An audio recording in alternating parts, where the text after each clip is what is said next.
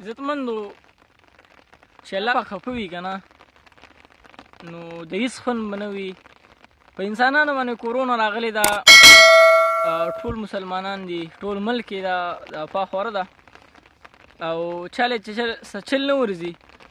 خو که یو خوا مونږ وګورو نو په فصلونو هم مرض دی،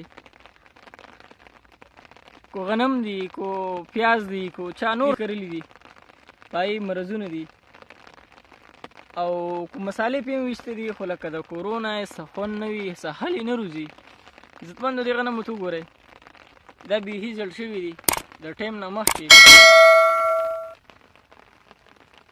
دې ته وګورئ، دا ټول غنم داسې شوي دي. ښه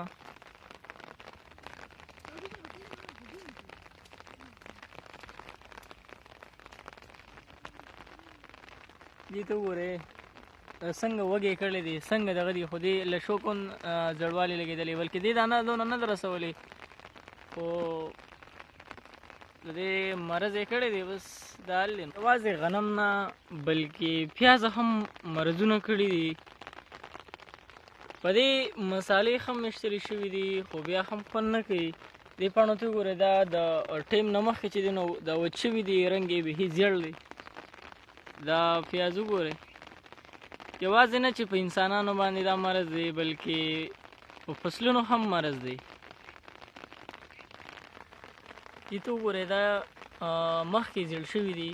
دې ته یو مسالې هم ایښتې خو خوند نه کوي مسالې.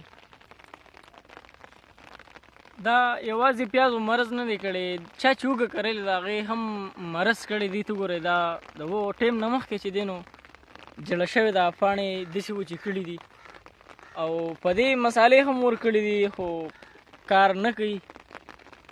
دیګو ته وګورئ، دا څنګه رنګ یې دی، بیخي هر څه مرض کړي دي، فصلونو مرضونه کړي دي.